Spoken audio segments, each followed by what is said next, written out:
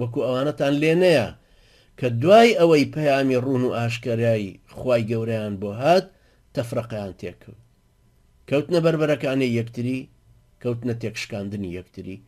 ئەوانە سزای زۆر سەخت و بەژانیانە بێ.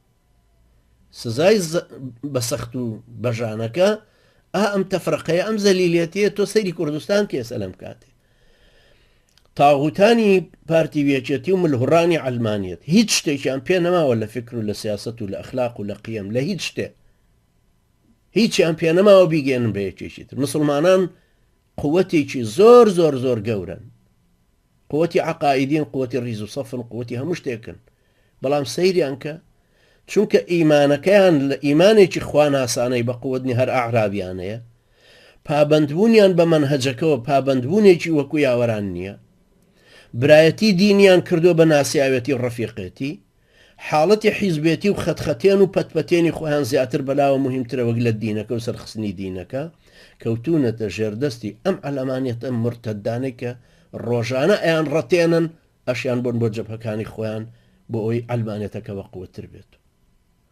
بەزینی مسلمانان و ژێردەستە بوون و پوکانەوەی وجودیان سزای خوای گەورەیە لە ئەنجامی ئەو ناکۆچی و ململانێ و تەفرەقەکاریە هاتۆتە پێشەوە کە تووشیان بووە، کە بەهۆی پابند نەبوونی سەرڕاستانەیە بە مەنهەجەکەی خوای گەورە بە قورئان و سنەتەوە کەوتۆتە ناویان، کە خوای گەورە فەرمێ وەعتەسیموا بحەبل الله جەمیعا، بە کۆمەڵ هەمووتان دەست بگرن بە مەنهەجەکەی خوای گەورە.